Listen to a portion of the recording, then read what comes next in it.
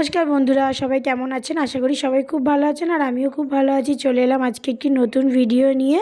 ইহান আর রশ্মি যেহেতু সকাল থেকে খুব দুষ্টুমি করে, তো এই জন্য আমার শাশুড়ি ওদেরকে কীভাবে শাসন করে সেটারই আমরা নকল করছিলাম।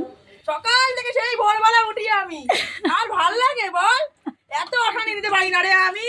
হাই হাই হাই, আমার চানের জলগুলো নষ্ট করে দিলি। কি করে এই নাকি তা পিয়ারকে ঘরে ঢোকাও, এই বুঝু গুনগুনে ঢোকাও, গুনগুন এটা ঠিক করি না বল। কি করলি এগুলো? এটা বলে, এটা কিন্তু তুই ঠিক করলি না গুনগুন।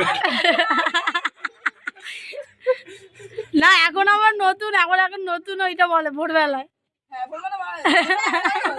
মা মা আর পারি না, এই করব। সকালবেলাটা অনেক হাসি ঠাট্টা করতে করতে কেটে গেল। আর এদিকে দেখো, আগের দিন এঁচোড় নিয়ে এসেছিলাম বাজার থেকে, তো ওইটাই আজকে রান্না করব। এঁচোড় দিয়ে চিংড়ি মাছ দিয়ে আমার খেতে খুব ভালো লাগে, তো ওটাই আজকে রান্না করব। তোমাদের সাথে শেয়ার করব যে কিভাবে কি রান্না করলাম। তো এখানে দেখো, আগে ভালো করে চিংড়ি মাছগুলো ছাড়িয়ে ওর মধ্যে নুন হলুদ মাখিয়ে নিয়েছি। এবার এটা হালকা করে ভেজে নেবো, বেশি কড়া কড়া করে ভাজবো না।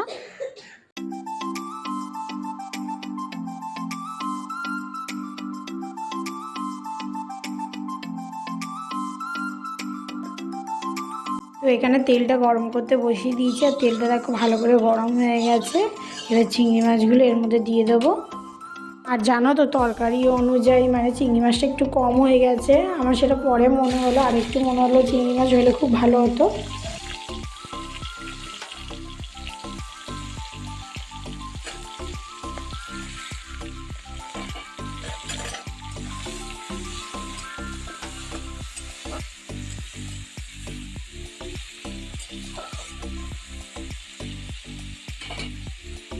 আর এখানে এঁচড়গুলো আগে দেখো ভালো করে নুন হলুদ দিয়ে ভেজে নিলাম, ধুয়ে নিয়ে ভালো করে নুন হলুদ দিয়ে ভেজে তারপরে এটা প্রেশার কুকারে একটা সিটি মেরে নেব। তারপরে ভালো করে মশলা কষিয়ে ওই সিটি দেওয়া যে জলটা থাকবে ওটা শুদ্ধ ওর মধ্যে ঢেলে দেবো।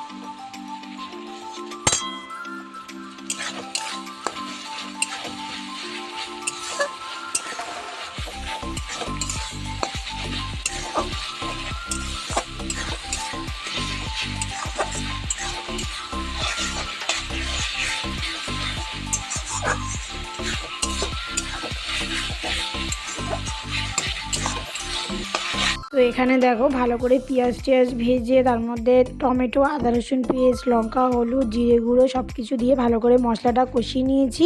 আলুটাও দিয়ে দিয়েছি। এবার আলু দিয়ে কষানো হয়ে গেছে ভালো করে। এবার এর মধ্যে এঁচোড়টা যে প্রেসারে সেদ্ধ করেছিলাম সেই সেদ্ধ করা শুদ্ধ জলটা আমি এর মধ্যে ঢেলে দেবো।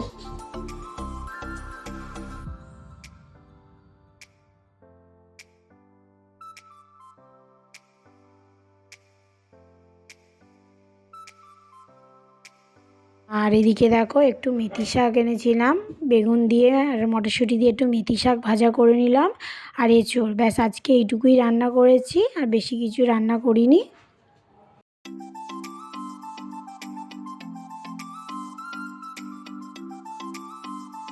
আর আজকে দেখুন কত সুন্দর রোদটা উঠেছে, পুরো চারিদিকে গাছপালাগুলো একদম ঝলমল ঝলমল করছে আর কত সুন্দর গাছে ফুলগুলো ফুটেছে। আর ভাবলাম তোমাদের সাথে একটু গাঁদা ফুল গাছগুলো শেয়ার করি, কারণ গাঁদা ফুল গাছগুলো অনেক ছোট ছোট বসিয়েছিলাম, এইগুলো না, এগুলো তো বড়ই বসিয়েছিলাম, তো আপনাদেরকে আগে দেখিয়েছি। আর এইগুলো দেখো ছোট ছোট বসিয়েছিলাম, কিন্তু এখন কত ফুল হয়েছে, পুরো ভরে গেছে ফুলে, কত সুন্দর লাগছে দেখতে জায়গাটা।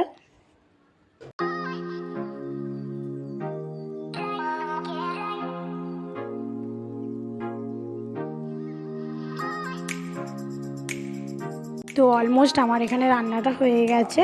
তো চলুন আজকের ভিডিওটা এখানেই শেষ করলাম। সবাই ভালো থাকবেন, সুস্থ থাকবেন, আর আমার ভিডিওটি যদি ভালো লাগে তাহলে প্লিজ চ্যানেলটি সাবস্ক্রাইব করে দেবেন। টাটা সবাইকে।